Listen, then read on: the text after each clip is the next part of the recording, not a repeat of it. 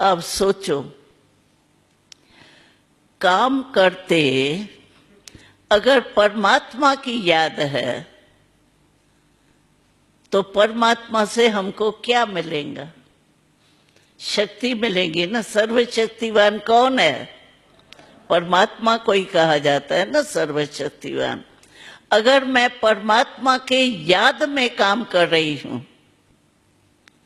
तो मेरे को शक्ति मिलेगी ना।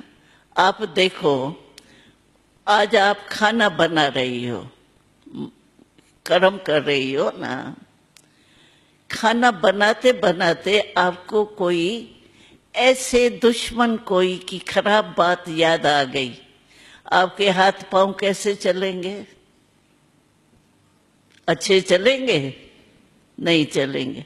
और अगर कोई ऐसा प्यारे में प्यारा आने वाला हो संबंधी, तो आपके हाथ पांव कैसे चलेंगे? फटाफट। तो आप सोचो, मित्र को याद करने से हाथ पांव और दिमाग कितना अच्छा चलेगा। तो कर्म अच्छा होगा या खराब होगा? कर्म योगी बन जाएंगे ना। यानी परमात्मा के याद रहना माना योग, योग माना याद। योग कोई आसन बासन की बात नहीं है। योग माना मन बुद्धि में परमात्मा की याद। तो आप परमात्मा के याद में खाना बनाएंगे, कितना अच्छा बनेगा खाना। भोग बन जाएगा ना। भोग जब बनाते हैं, मंदिर में लगाते हैं, तो क्या करते हैं? वही तो हलवा घर में भी बनता है, गुरुद्वारे में भी बनता है। लेकिन हलवे में कितना फर्क हो जाता है।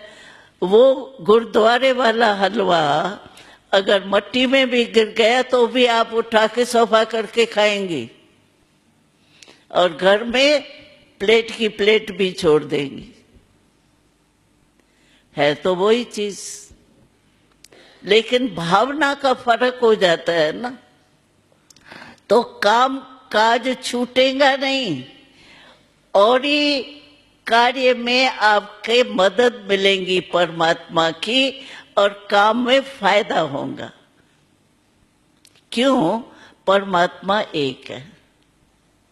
तो आपकी एक के तरफ बुद्धि होंगी, तो बुद्धि एकाग्र होंगी ना।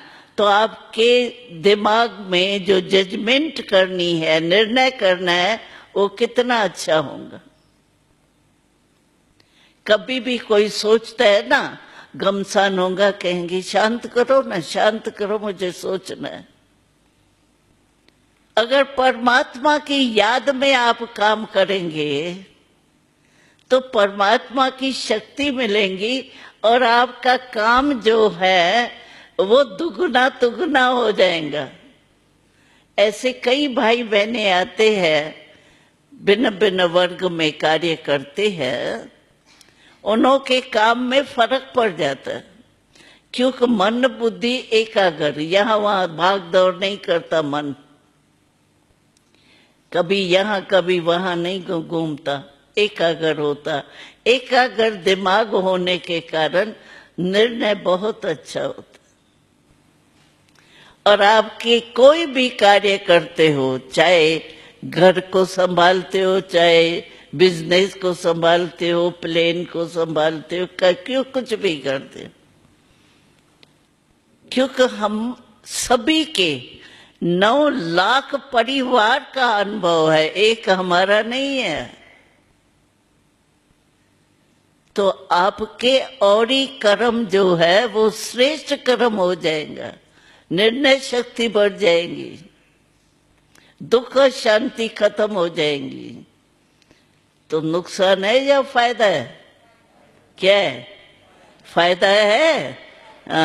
तो फायदा नहीं छोड़ना।